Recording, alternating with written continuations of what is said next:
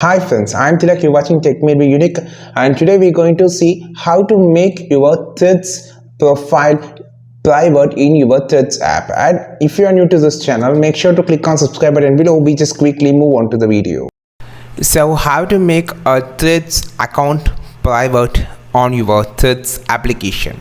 So it's easy actually. You just need to click on the edit profile on your home page. So here you will see option name, bio, link, and a fourth option called private your profile. Just click on the turn it on the private profile and click done. So switch to private account. Only approved followers will be able to see and interact with your content. Okay, click OK. The same thing as we do in Instagram here also. This is how you just put.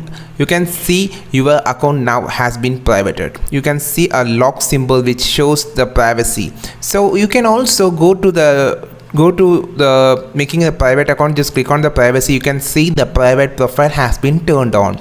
So you just want to accept the follows like Instagram whenever someone follows your account. I think this video helped you a lot. Like this video, share this video, subscribe this channel. We will meet on next video with super valuable content. This is Tilak signing off from Tech Made Me Unique. Have a wonderful day.